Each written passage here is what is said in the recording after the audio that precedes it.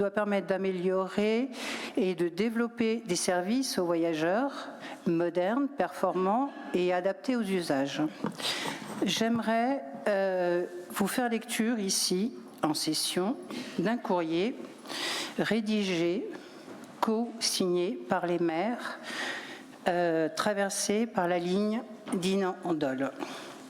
Monsieur le Président, Monsieur le Vice-président, après des années d'errement qui ont érodé sa fréquentation, la ligne SNCF Dole de Bretagne-Dinan a enfin bénéficié d'une remise en état dans le cadre du contrat du plan État-région 2015-2020.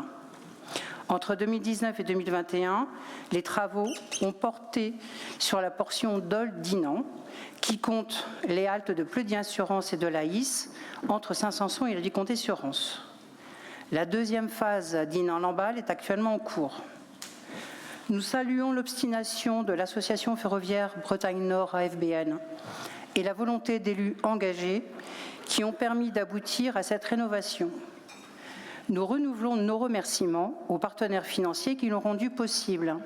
La région en premier lieu, l'État, le département des Côtes-d'Armor, Dinan Agglomération et SNCF Réseau. Cette ligne a enfin retrouvé des capacités permettant une exploitation désormais plus que souhaitable. Malheureusement, l'offre de service actuelle est décevante. Bien que l'accessibilité des gares ait été totalement rénovée, nous regrettons une programmation horaire inadaptée et le manque d'arrêts quotidiens, 1 à 2 par sens de circulation seulement.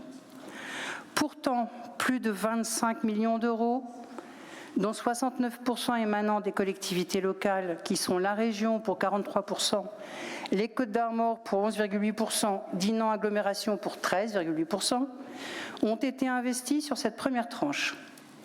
Cet investissement traduit la volonté de financeurs désireux de voir le développement du transport ferroviaire. Face à cet enjeu d'avenir, il est indispensable de proposer une offre de services cohérente. Or, nous constatons qu'actuellement, la cadence d'arrêt proposée ne permet même pas de retrouver la fréquentation antérieure aux travaux.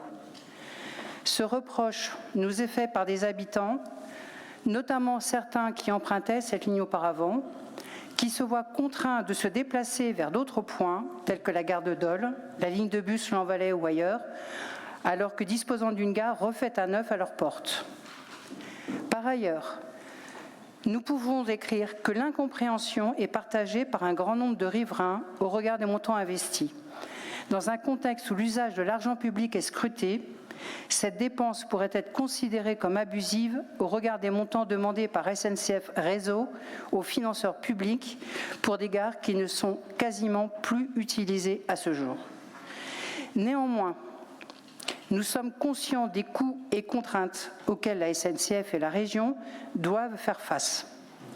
Notre demande se veut donc simple et rationnelle.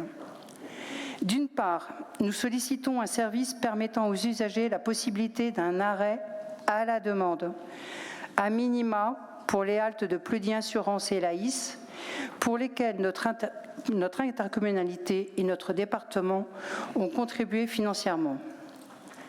Le 12 juillet 2022, des élus de Pleudihen-sur-Rance et Saint-Sanson ont déjà exprimé cette demande lors d'une réunion organisée par Dinan Agglomération en présence de la SNCF, la région et la FBN. À ce jour, ce service n'a toujours pas été mis en place, contrairement à d'autres régions. Enfin, d'autre part, il apparaît indispensable de caler les horaires en fonction des besoins réels de la population, tôt le matin et fin de journée, comme la FBN l'a réitéré lors de son assemblée générale du 21 octobre dernier, 2023. Il est inconcevable de rester sur le service réduit actuel qui détourne du train des usagers et en oblige d'autres à se déplacer vers d'autres moyens collectifs nécessitant l'usage de l'automobile. Nous renouvelons donc notre demande pour une exploitation adaptée aux besoins et pour un service d'arrêt à la demande pour tous les trains opérant sur cette ligne.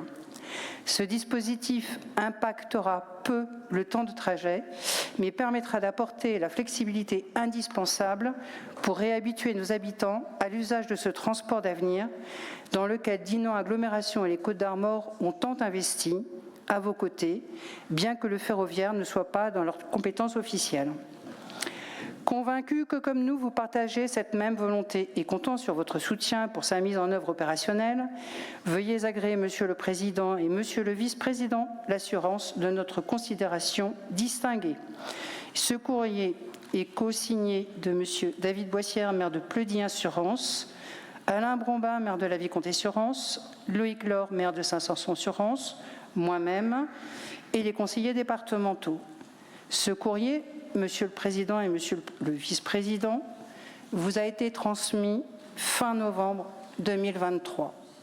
À l'époque, nous n'avons eu aucune réponse de votre part ou de vos services.